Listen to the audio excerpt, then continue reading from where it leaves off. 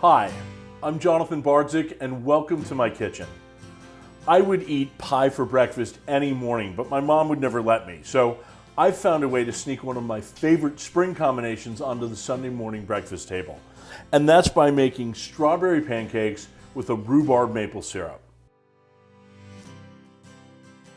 Now, pancakes from scratch are easy as can be, and it starts with combining some wet and some dry ingredients.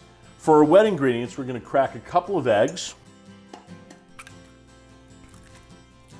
lightly whisk those,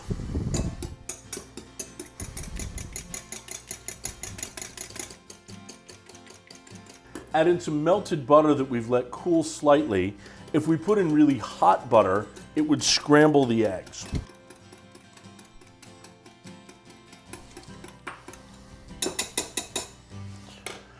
Now for regular pancakes, I would add some milk and some buttermilk in here, but for our strawberry pancakes this morning, I want to infuse those liquids with some extra flavor.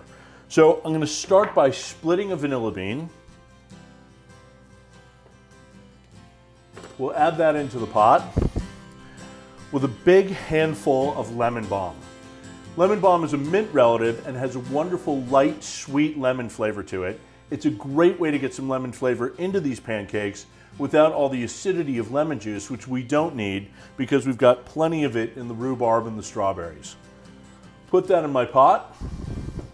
We'll add in some buttermilk and some whole milk. This is Sunday morning, so go for full fat.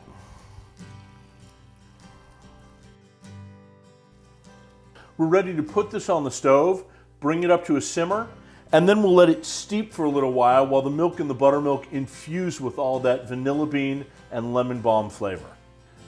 To make our rhubarb maple syrup, I'm going to take some rhubarb, cut off the tops and the bottoms, slice it nice and thinly. We'll put that into the pot.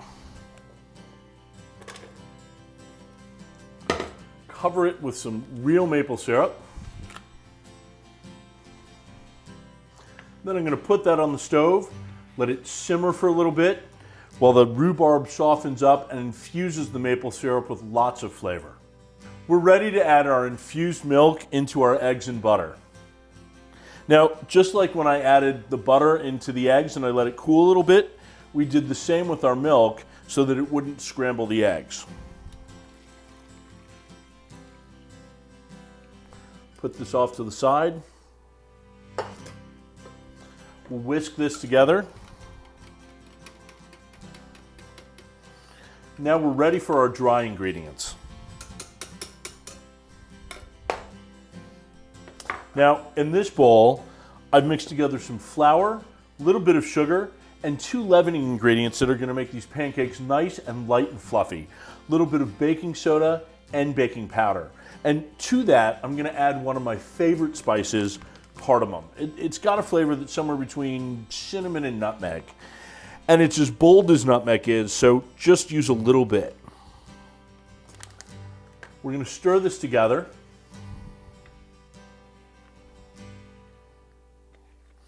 And now I'm ready to add in my wet ingredients.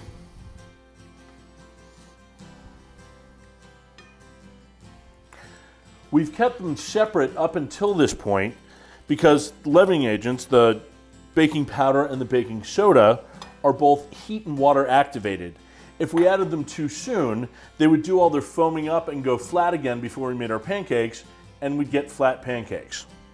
I'm going to stir this together just until the flour is almost completely incorporated. It's okay if there are still a couple streaks left, and it's fine if there are plenty of lumps. I'm going to add my strawberries, and lots of them. We'll stir this together. Now we'll let the batter sit for a few minutes while the baking soda and the baking powder activate and start to bubble up. Now we're ready to make some pancakes. I'm going to put them on the griddle in quarter cups. A lot of people ask me, when is it the right time to flip a pancake? You do most of the cooking of your pancake on one side. So when the pancake goes on, you're going to watch and you'll start to see air bubbles break through the surface and the batter closes right back over them.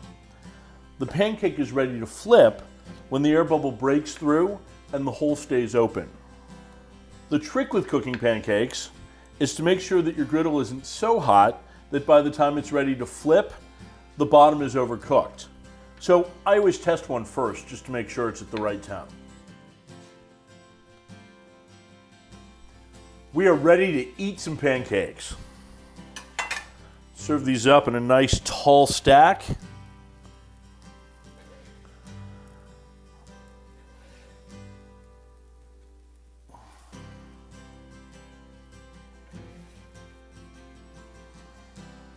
Those look amazing. I'm going to top them with plenty of rhubarb maple syrup and a thick pat of farm fresh butter. And it is just like strawberry and rhubarb pie for breakfast. Enjoy.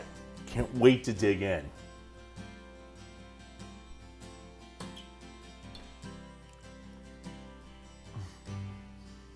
Delicious.